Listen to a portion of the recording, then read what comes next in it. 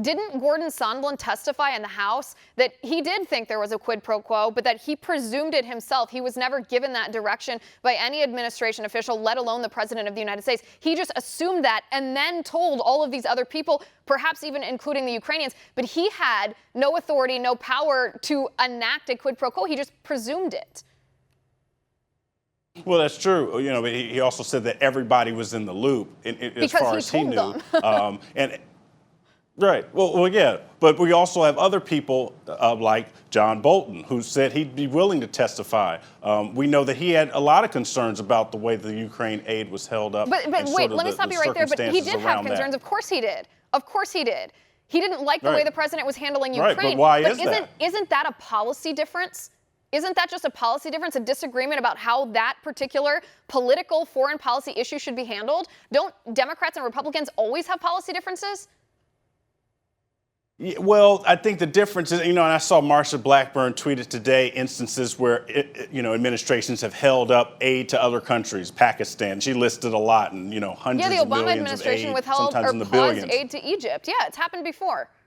Right, but it wasn't conditioned on the investigation of a personal rival. Right. It wasn't conditioned on them doing something that would benefit Barack Obama, you hit the nail on the head right here. That's the heart of the matter. That's the problem. And I agree, it would be a problem if that were the case, but that's what I'm saying. So the sentence that you just said, that it was conditioned on an investigation that would benefit him in a personal manner, that's what we don't have proof of. This whole thing was started, remember, by a whistleblower who had made this allegation about the phone call, and he wasn't actually on the phone call himself. So we called witnesses to say, well, okay, since this guy didn't have firsthand information, let's call witnesses who did have firsthand information. The transcript itself was released. Alexander Vindman said the transcript was accurate because he was on the call. There was never any proof of the allegation that the president conditioned that aid just for a personally benefiting investigation from Ukraine. Where is that proof? That proof's necessary to prove the case.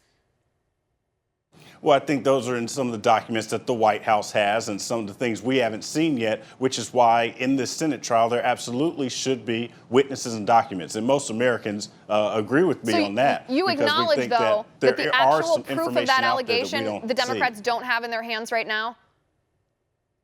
Well, direct proof smoking gun, no, we don't have direct proof smoking gun, but I think the circumstantial evidence is overwhelming. I believe that's what Representative Schiff is referring to, the circumstantial evidence. And I think in our criminal justice system, Kevin, I know you and I agree with this. In our criminal justice system, an allegation is not a conviction of guilt. You have to have proof.